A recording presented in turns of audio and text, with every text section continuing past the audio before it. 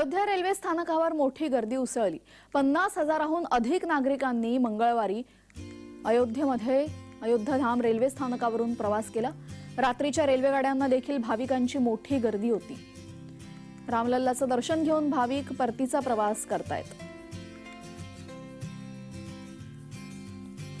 याचाच आढावा घेतलाय आमचे प्रतिनिधी रोहन कदम यांनी। पाहूयात।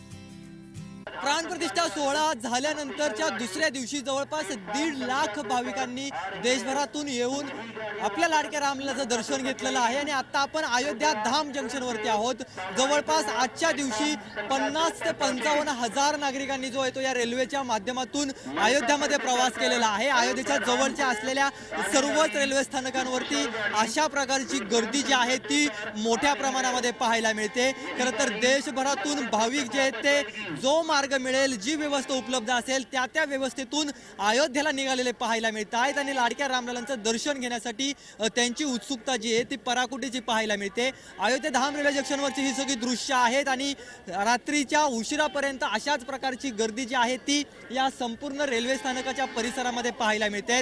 गर्दी एवढी झालेली आहे की अक्षरशः आजूबाजूचे रस्ते जे आहेत ते पोलिसांनी बंद ठेवलेले आहेत। केवळ रेल्वेचे तिकीट ज्यांची आहेत त्या तिकीट असणाऱ्या व्यक्तींना चालत या रेल्वे स्थानकामध्ये सोडलं जातं आणि रेल्वेतून प्रवास त्यांना करण्याची मुभा मिळते। त्यामुळे एकंदर आजच्या दिवशी देखील मोठी अशी गर्दी राम मंदिरामध्ये देखील आपल्याला पाहायला मिळाली होती। जवळपास 1.5 लाख भाविकांनी अंदाज आहे की आजच्या दिवशी रामलल्लांचं दर्शन घेतलेलं आहे। तर सुमारे 2 लाख भाविक जे आहेत ते आजच्या दिवशी अयोध्या नगरीमध्ये होते। त्यामुळे आजच्या घडीची ही परिस्थिती पाहता आगामी काळामध्ये निश्चितचपणाने ही संख्या वाढण्याची चिन्ह दिसत आहेत।